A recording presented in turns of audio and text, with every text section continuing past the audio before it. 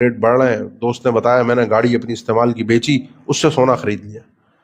مہینے 2 مہینے میں کمایا, کمانے کے بعد واپس پیسے آئے, پھر میں نے دوبارہ گاڑی خرید لی. تو اس پر کوئی زکوٰۃ نہیں, کیونکہ سال نہیں گزرا. استعمال کے پیسوں سے گولڈ خریدا اور گولڈ بیچ کے دوبارہ اس نے سال گزرنا بھی شرط ہے. یہ شریعت نے رکھی ہے شرط.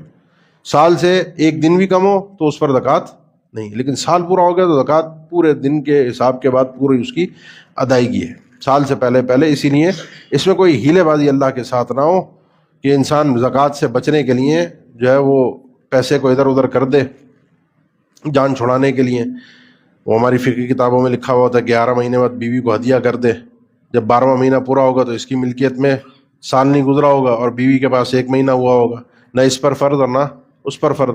اور 11 مہینے کے بعد جب بیوی کے 11 مہینے ہو جائیں تو وہ کس کے ساتھ کھیل رہے ہیں؟ یہ تحایل علی اللہ, انسان کہیں کا نہیں رہتا. یقین جانے یہ سب سے, میں کہتا ہوں, اللہ کے عذاب کو دعوت دینے کے لیے اس سے بڑا کوئی جرم نہیں ہے کہ انسان ایسی صورتیں اور شکلیں اختیار کرے جس کو بظاہر شرعی طور پہ جواز فراہم کر رہا ہو اور پیچھے وہ کام حرام کے کر رہا ہو. حرام گناہ انسان کرتا ہے, گناہ ہے, اللہ کے غضب کو دعوت دیتا ہے, لیکن وہ گناہ زیادہ بدتر ہو جاتا ہے جس گناہ کی شکل و صورت بظاہر شریعت کے حساب سے اس کو درست کرنے کی اور اس کا جواز فراہم کرنے کی جائے, جس کو حیلہ کہتے ہیں. اس لیے انسان کو چاہیے کبھی بھی اللہ معاملات میں لوگوں کے ساتھ, اللہ کے دین میں کبھی بھی یہ ہیلے بازی نہ کرے. یہ ہیلے بازی انسان کو لے ڈوبتی.